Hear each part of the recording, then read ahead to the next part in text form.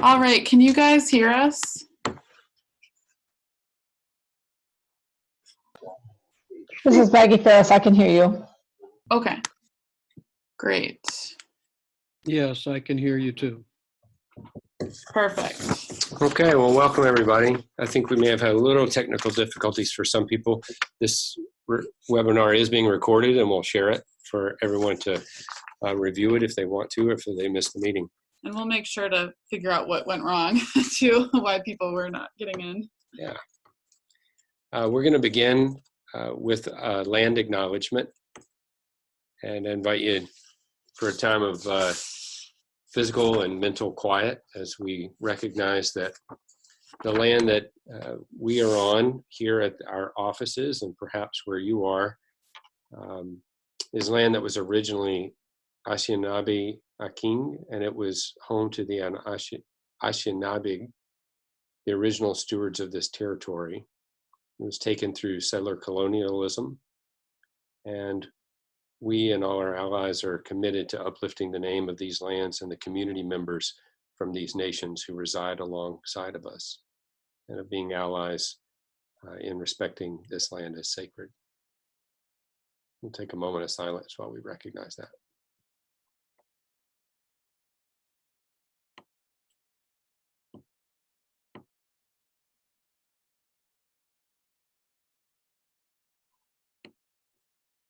Okay, thank you. Here's a little slide acknowledging the land and a little reminder that the ice is beginning to melt and seasons are changing. This is our agenda for tonight. We're about to hear from Carissa about Earth Day events, and then we're going to hear some from Sam Benson on clean cars and Capital Brew. And we'll finish up with a little update on pipeline news. There are our speakers. Our pipeline coordinator, Joe Meinholtz, is actually on travel right now, so I'll fill in for him and read a little bit of what he has left as his update. Okay, hi everybody. Glad that you were able to make it despite some weird things. But so we're just gonna really quick recap. I think most people on this call are pretty familiar with Prioritize Climate 2020. That's kind of our big roadmap for the year for communities of faith. But just really quickly wanted to center you of where we are. So Caucus for Climate happened last week. It was a really big success. We had 17 trainings held in faith communities across the state, not just in the metro, but in places like Mankato, St. Peter, Stillwater, Minnetonka, etc. So that was all about building power to get people to attend their precinct caucuses and really be champions for climate to make sure that all of our parties prioritize climate. And we had about 232 people attend those trainings, which were led by MNIPL staff and volunteers who then committed to invite their faith community and members of their community. So a really huge event. Really exciting, and we're still crunching the numbers with other organizations to see, but I'm really hopeful that we all together are able to attain our 10,000 person goal. So now we're going to be moving very quickly toward April 22nd, which is Earth Day, and so I'm going to spend a little bit of time on that. So the first slide I wanted to show you is just open up to the group. We have a small group, so if you want, you can either chat or you can speak out loud. I actually can't see the chat, so I can't tell if people are talking with it. But what do you notice about this photo? If anybody wants to speak out or chat.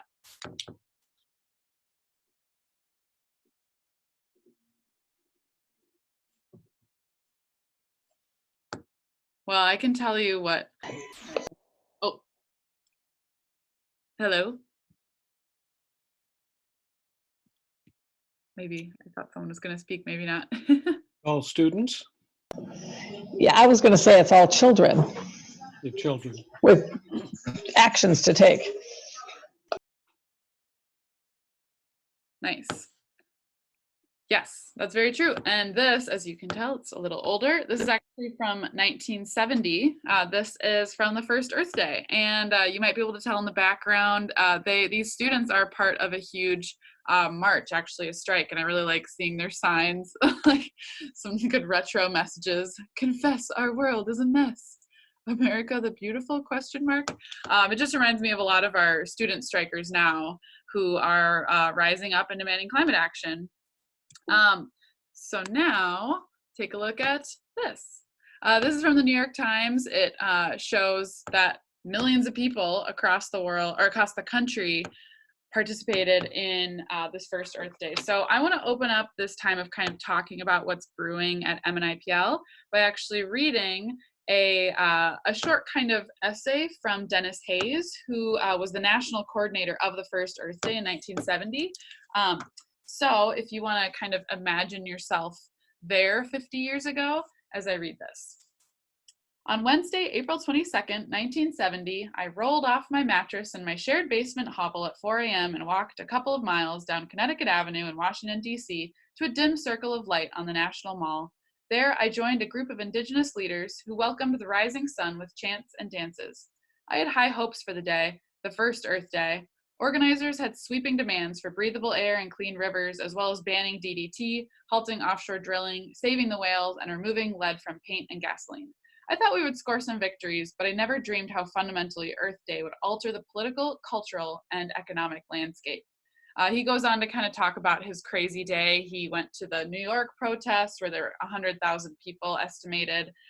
Then he went to Chicago. Then he flew back to DC. Kind of mentioned like climate change wasn't really an issue for people yet. And then he continues of wondering, you know, how enduring this concern would actually be. Would people keep caring about, you know, our climate and what we're doing to it, or our planet? And then he kept going. The following morning, the wire services estimated total national participation at 20 million people. In November, we were able to capitalize on that strength by defeating several anti-environment villains in Congress in the first Dirty Dozen election. In December, when Congress passed the Clean Air Act with only one dissenting vote, I began to comprehend how deeply Earth Day had altered the political topography. Other immediate outcomes included the passage of the Clean Water Act and the Endangered Species Act, the establishment of the Environmental Protection Agency, the banning of DDT, removal of lead from gasoline, the passage of the Marine Mammal Protection Act, and the Toxic Substance Control Act. Together, they transformed modern America more fundamentally than any other government action, with the possible exception of the New Deal.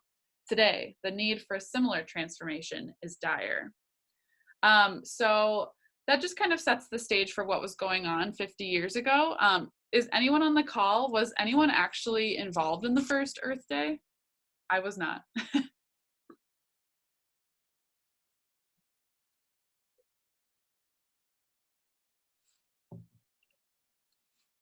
If not, that's fine. No problem. It's just kind of interesting to hear from people who actually were part of this really monumental day.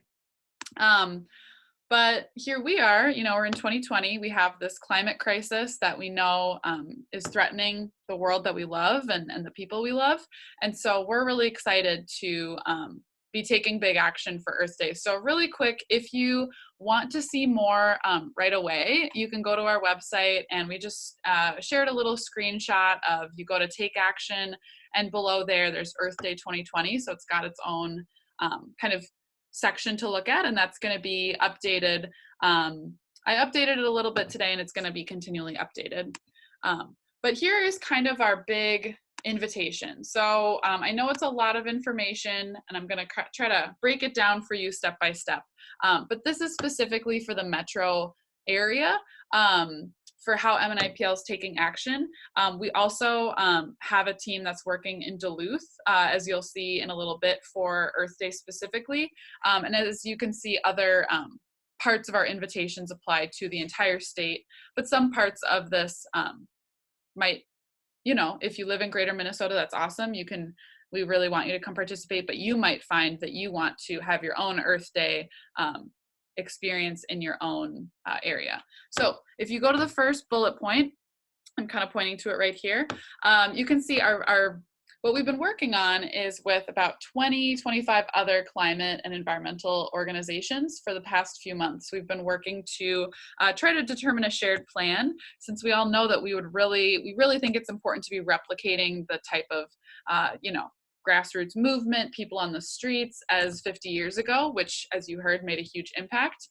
Instead of kind of only doing kind of smaller, separate things, we really wanted to have an opportunity to come all together. So together, we've come up with a website. It's called mnearthday.org, and I'm actually going to show you how it looks in a second. But it's essentially a calendar of events that you can share something that your faith community is doing for Earth Week, or a few days before Earth Day, or whatever. You can email those events to me right here, and then we will add them to this calendar. So I'm just going to show you really fast. And if you have any questions, let me know. So here's kind of the page. You can go to events list and calendar.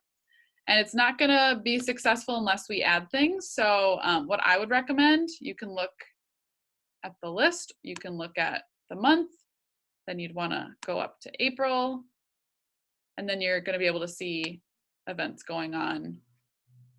Another way that you can find events is by map. And you can pick your location, and then you can find the radius of how far out from there you want to look.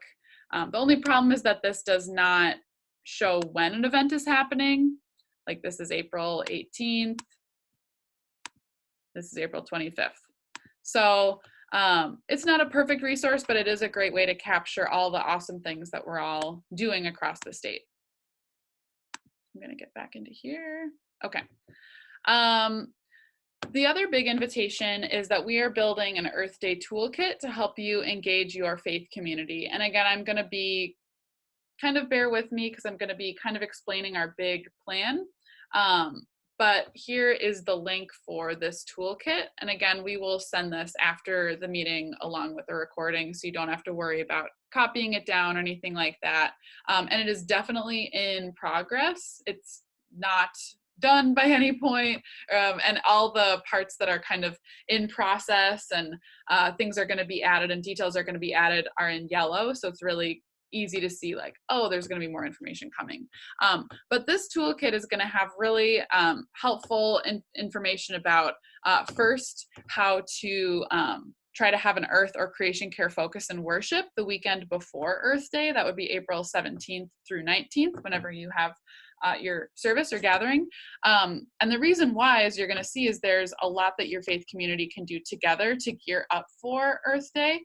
Because again, we really love if you do gardening or cleanup or tree planting or all those kind of activities that you've done before for Earth Day. Please continue to do that. That's wonderful. If you have something for the community, let me know and we can add it to the calendar. But also we're asking to go beyond, and we'll talk about that next. But a great way to really do this together is to talk about Earth Day and worship the weekend before. The next thing is there's going to be resources to help you with letter writing. Again, we'll be talking about that in one moment, but how to actually do that. Also ideas on how to make signs to bring to the Capitol. Again, we'll explain what that means, why you'd want to do that. And then also tips on, how to invite your faith community to come with you in really big numbers. So basically anything you could ever need. And if there's something that's not in the toolkit, you can let me know. But now let's talk about, again, this is kind of metro area. But again, it could be an invitation to any people that are interested. What are we actually going to do on April 22nd? The first big thing that we're leading is an interfaith prayer gathering at the Capitol. That's going to be at noon on Earth Day. And so again, more details are going to be coming. And then we're going to go right from that prayer gathering as a group of people of faith who care about climate to the climate strike, which is also going to be at the Capitol. If you were around for the September 20th global climate strike that's led by our youth, we met at a park that was pretty close to the Capitol, a couple blocks away, and then we marched together to the Capitol. We had a rally. It was all organized by the youth, and we're really proud to be supporting and standing in solidarity with them as they're really demanding a future And so that's going to be tentatively from 1 to 3 p.m. And that's where your sign's going to be really valuable. And then this other part is kind of interesting. This is kind of the close of the day, at least for MNIPL's part. There's a lot of other Earth Day things going on that day, and like I said, the rest of the week. But what we're going to be asking is for faith communities to actually write a letter or a prayer, or even, it's really up to you how you'd want to do this. Even a list of the names of the children in your faith community that you are praying for because you're scared for their future, in a future of climate crisis.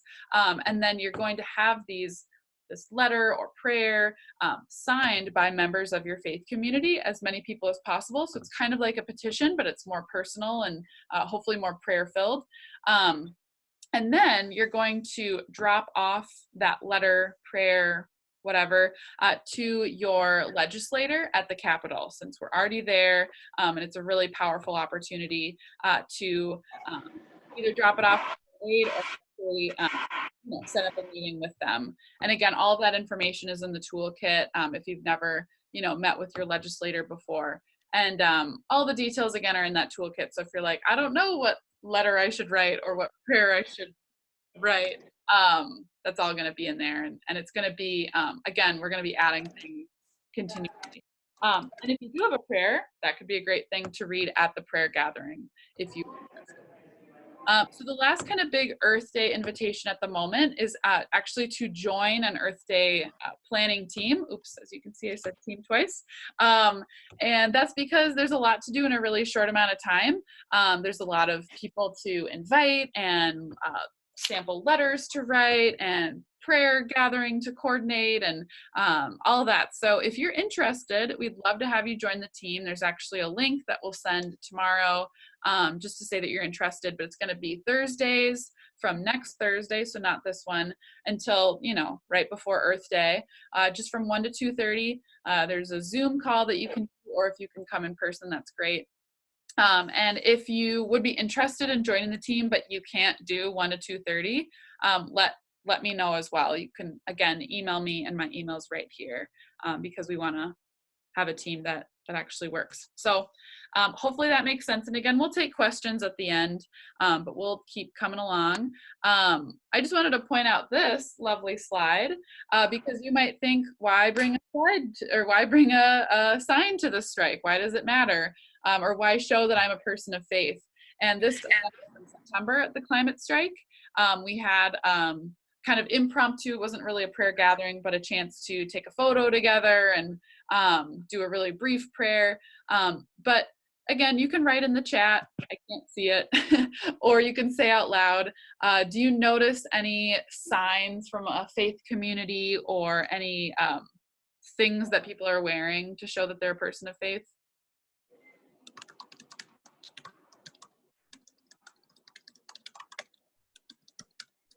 Oh, someone's chatting. I can hear them.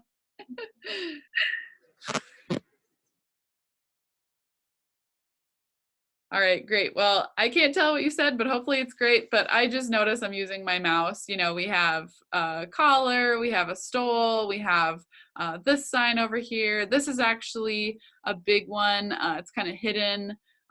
This is Unity Church Unitarian. Here's an ELCA one in the back.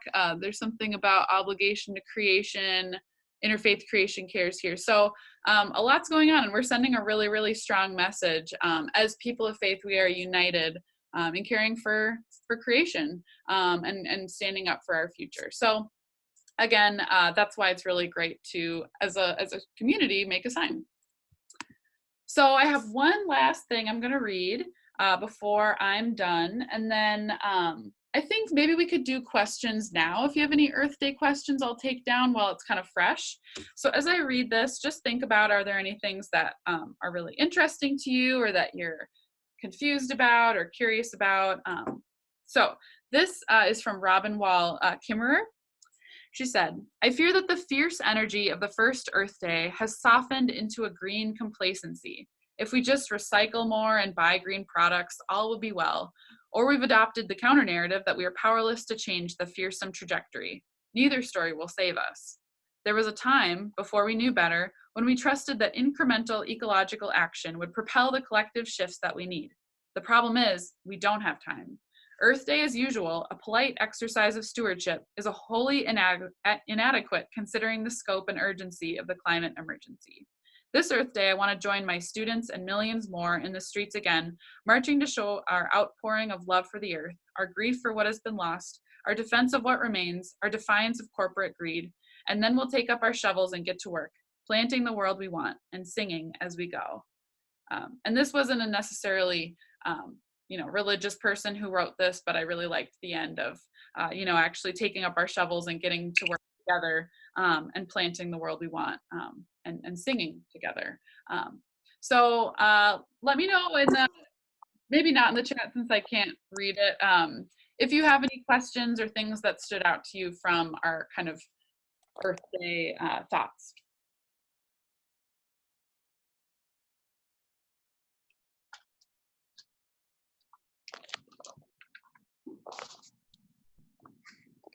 Okay, well, great. Hopefully the silence is a thumbs up. No big concerns, because it's going to be an exciting time. All right. Well, thank you, Carissa. Thanks for all that information. I want to remind everybody that we follow these webinars up with an email the next day that includes all the links and information, so you'll be able to access all of that tomorrow. And hope you'll start working with your networks to turn out a lot of people for Earth Day.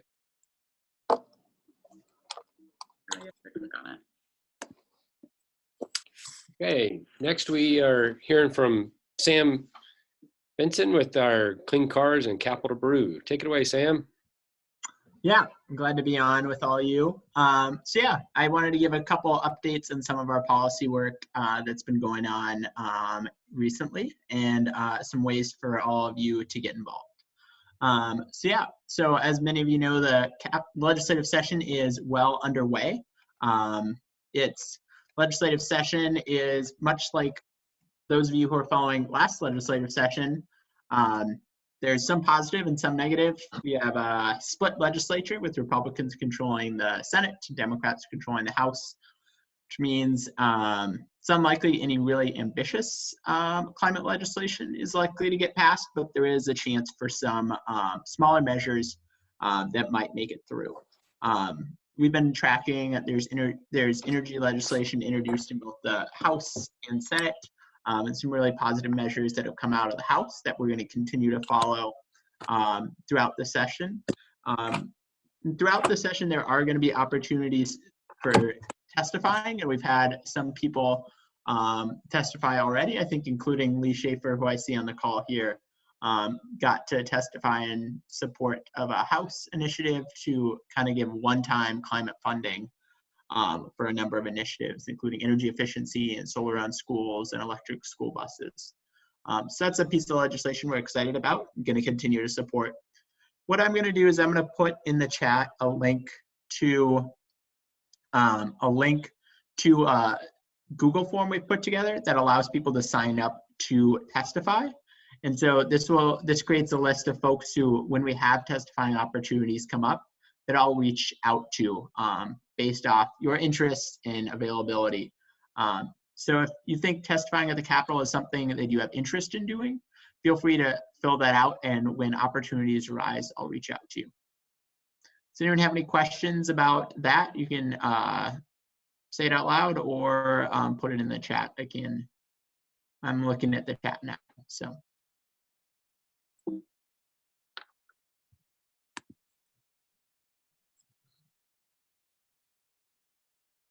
Okay, I'm going to move on to highlight one other opportunity bill that we've specifically been working on, and as for me personally, I've put quite a bit of time into, and that has been around, that we've dealt with in the past as well. There's been a number of bills introduced in both the House and Senate that target the right to protest and free speech, and are especially targeted at pipeline activists and water protectors, people who our organization works closely with and has partnered with in the past. And these bills attempt to criminalize and increase penalties for trespassing on kind of pipeline land where there are pipelines and owned by oil companies and pipeline companies. So there's a chance to really criminalize peaceful protest, and has the chance to be used to intimidate grassroots organizations like ours and organizations we partner with. This is legislation that similar legislation has become law in both Wisconsin and South Dakota within the past year. So there's concern that it could gain foothold in Minnesota. Fortunately, it seems like some of the House leadership is so far standing against it. We want to make sure it doesn't gain any more traction. So we're encouraging people to contact their legislature, and I've actually put together a form that people can use to send a message to their legislature using a new tool that we've invested in. So I'm going to put that in the chat as well with a little note. Yeah, sorry, those links are kind of one on top of each other. But yeah, that link will allow you to send a message directly to your elected official. Does anyone have any questions about that?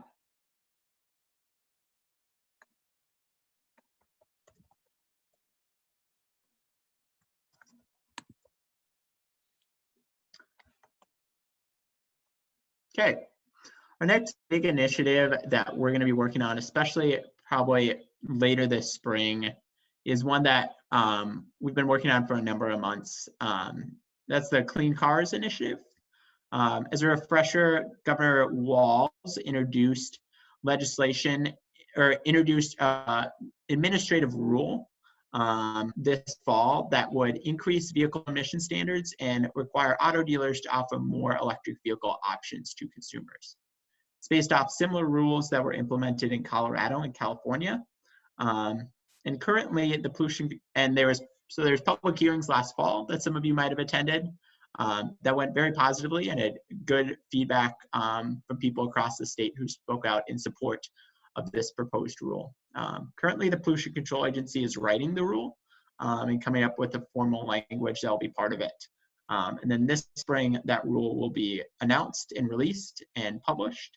And there'll be public feedback.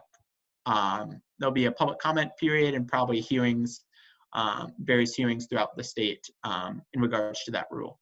And so we're looking forward to having our members put public comments forward in support of the rule and attending public hearings speaking out in support of it. The public support that was showed last fall for this rule really emboldened a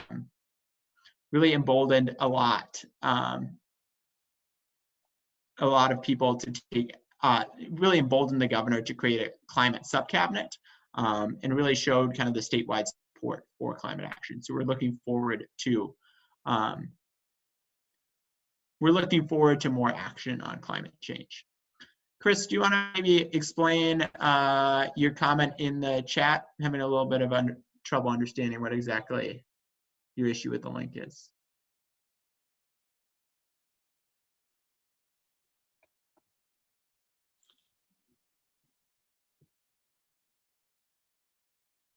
Chris, do you want to explain your issue with the link?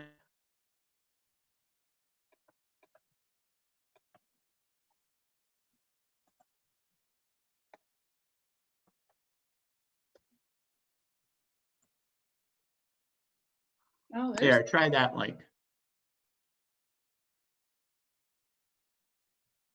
Okay.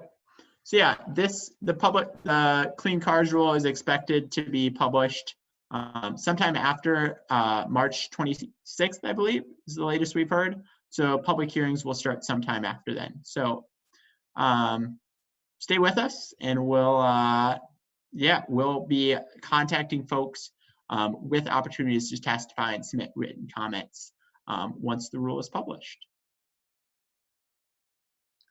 I just got access to the chat, which was great. Somehow it happened. So Don's question, Sam, is it okay to just pop in really quick? Mhm. Okay, so is there also a Maine climate march on Saturday, April 30th? So many events that week it'll be hard to keep up. Yes, there will be a lot of events, hence the website, and trying to drive people to, picking things that they want to do. I don't actually know anything about a march on April 30th. Does anybody else?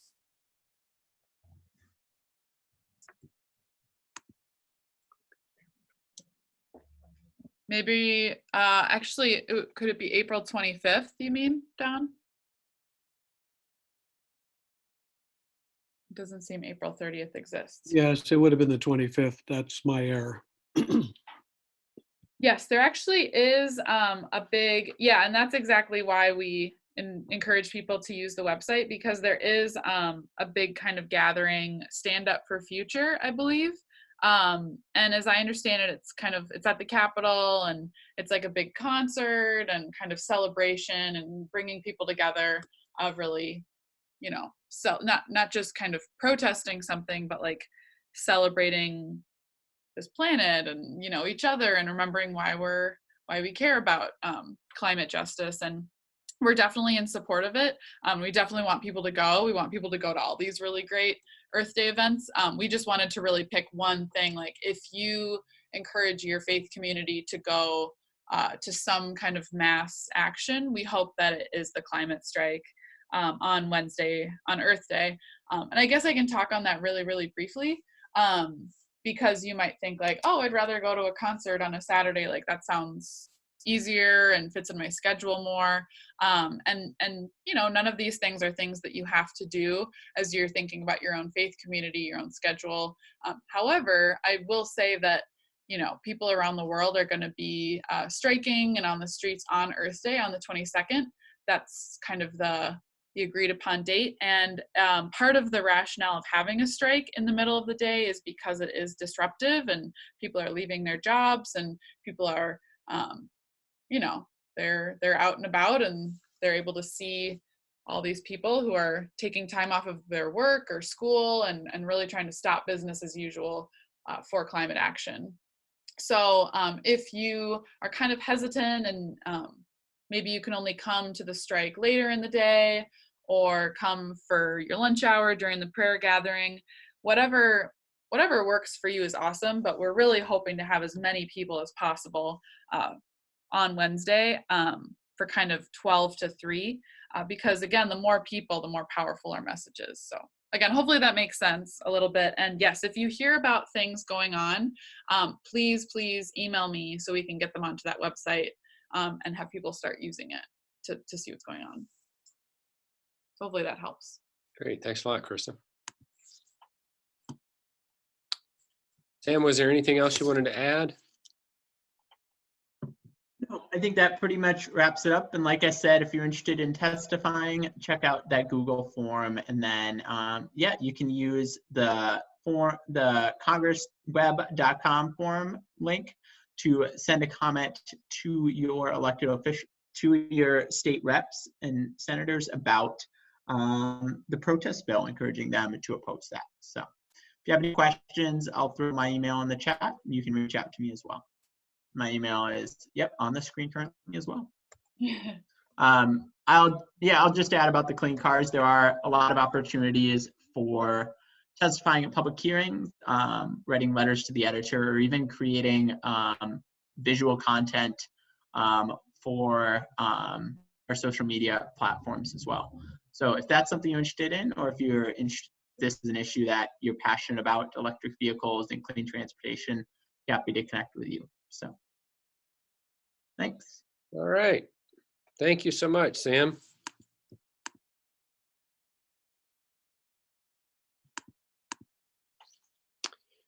Just a quick little infomercial. One of our board members, Mark Bornhorst, asked us to remind folks that a lot of folks are coming together in partnership to sponsor a showing of the Condor and the Eagle. Really interesting climate film, and that's going to be shown on Thursday, March 19th. They're at 7 p.m. at the Riverview Theater. I believe the director is going to be present and the producer, and they're going to be fielding Q&A. So it's a little bit more than just showing the film. You actually get to meet some of the folks that put the film together. It's a very interesting film. So I hope you can make it to that. And it's kind of about like indigenous resistance to like pipelines and environmental degradation. That's as I understand it. Yep.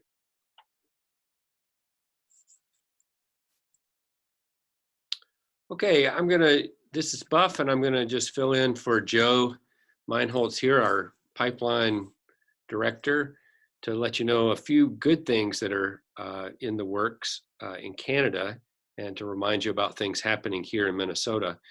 A reminder that Line 3 is Enbridge's expansion project to expand the size and extent of Pipeline 3. It is part of a pipeline that connects the Alberta tar sands to Lake Superior Port.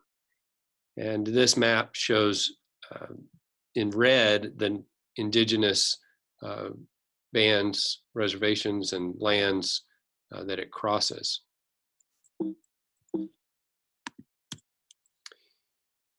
For those of you who weren't part of this, you may want to know that on February 3rd, the Public Utilities Commission, our Minnesota Public Utilities Commission, voted 3-1 to approve the certificate of needs and the route permits for this project to go forward. Enbridge is still missing some key permits for the project, including the 227 water crossings. And Governor Walz's agencies, including the MPCA, the Minnesota Pollution Control Agency, and the Department of Commerce, do have some possibilities to stop this project. And with that in mind, we gathered together on February 19th. More than 100 people, including a lot of faith leaders, gathered in Governor Walz's office to pray for these water crossings, to heighten the recognition of what this pipeline would do and how vulnerable the water resources in that part of the state are to this pipeline. It was a letter was signed by 571 faith leaders. It was delivered.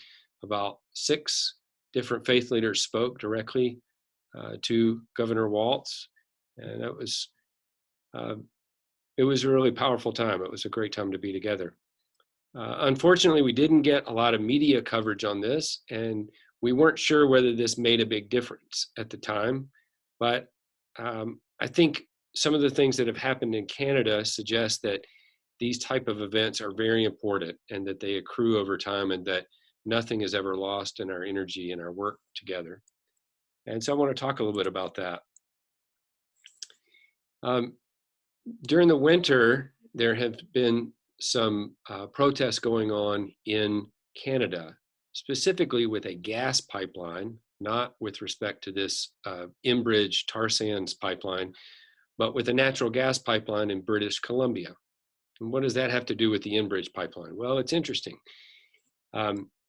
The Wet'suwet'en have been protesting this coastal gas link, natural gas, which crosses their land over land that they never ceded in any treaty to settlers of settler colonialism in Canada. And they were forcibly removed by the Royal Canadian Mounted Police.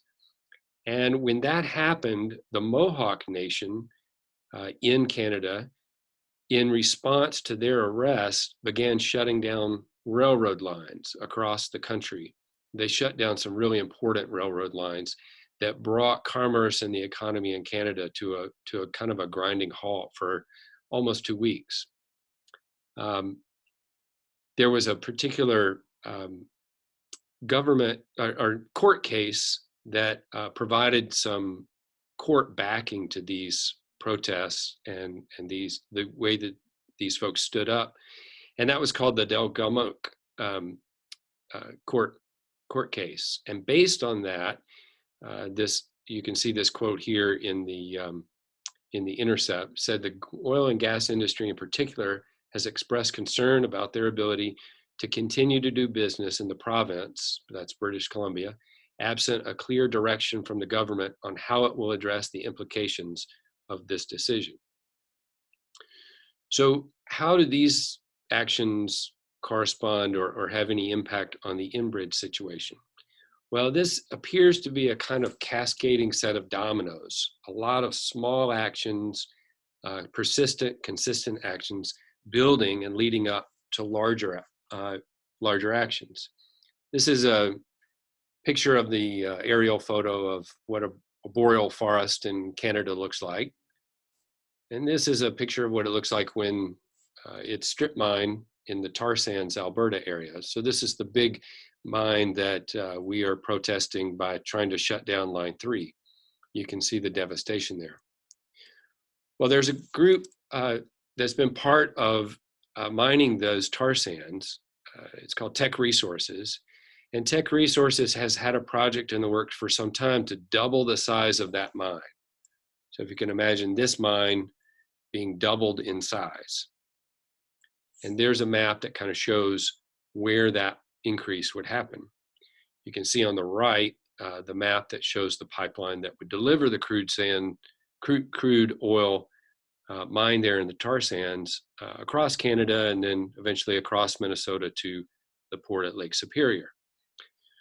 Well, on February 23rd, this Teck Resources wrote a letter to the Minister of Energy, Wilkinson, and withdrew their regulatory application for that frontier project, essentially saying it's not financially viable for us to double the size of that tar sands mine. There are some of the key phrases in that letter.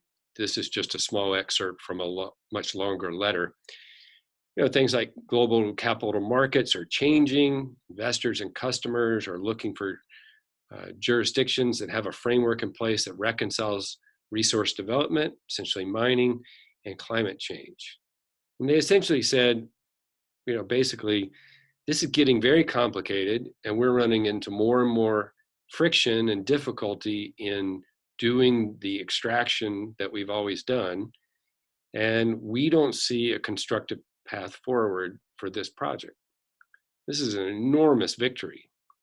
It doesn't mean that Enbridge will suddenly stop seeking to put the pipeline across Minnesota and expand its size, but does mean that some of the basis for why they have said that pipeline is needed is evaporating and maybe doesn't have a path forward. So that was a huge victory. If anything, it suggests to us that we need to double down and continue our resistance, but that there is a path forward and that these actions, especially when they're aggregated across a number of different timelines and areas, really do add up and really change the situation. So here, just to remind you from our webinar last month, there's some ways you can get involved. You can use this bit.ly link and it'll take you to a whole raft of ideas and ways that you can get involved. Got a public comment period that just started yesterday. You can weigh in on that and we'll send a link for how you can get in touch with that.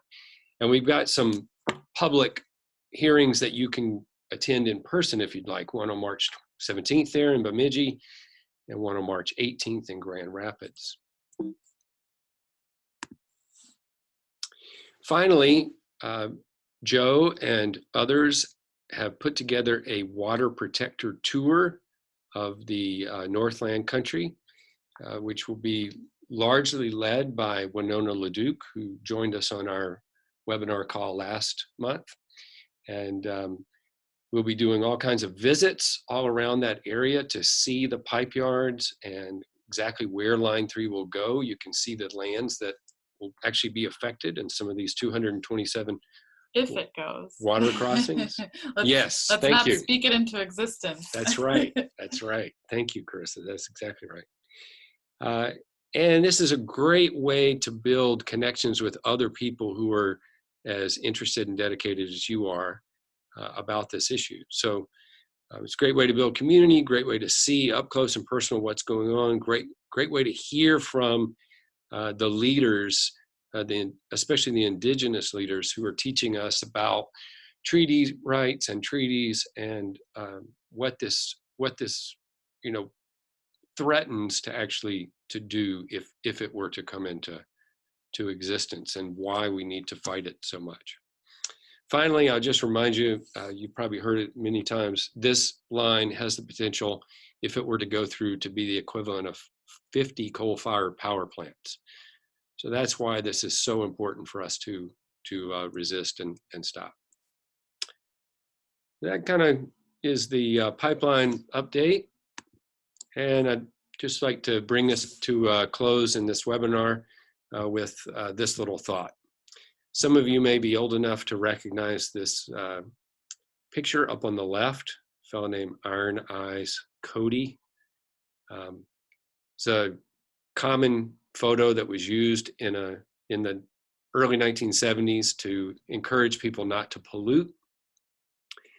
It's a person that was actually not indigenous at all. He was a Hollywood actor. He was Sicilian in his background, not indigenous. And it typifies for me, I think, the way we've grown and how far we've come. There were certainly indigenous actors at that time, very important indigenous actors resisting and protecting, and many of us were allied with those. But maybe on the larger scale, we weren't. We were just looking at basic pollution, litter on the streets, and we've come a long way. We've learned a lot about our planet, and we've got a lot of people that are showing up in a much different way. True indigenous leaders connected with true allies, and now our protests look a lot more like the larger photo here, and that's the potential that we have in 2020 to have a really tight-knit, true set of allegiances among indigenous and people who care about our climate and about our earth. And I'm really glad to be working with all of you as community connectors and movement builders, and for our staff, and for all of those that are working together to make this a great Earth Day, and one that will lead to at least as much change as we saw in the 70s, if not more. So thanks for your time tonight. Thanks for your efforts. I hope you will work hard to catalyze your congregations and your faith communities to action on Earth Day, and one of the many different options there. Please watch for an email tomorrow that will have the links that we discussed today. And anytime you have any questions or want support for making those actions, you can email us at the staff here. We're here to help. Any other questions or anything or comments as we close? Oh, I see one in the chat. Let's see. Oh, awesome. Well, thanks everybody. Have a wonderful evening. And if you're looking at election primary results, good luck. So, all right, take care. All right. Thanks.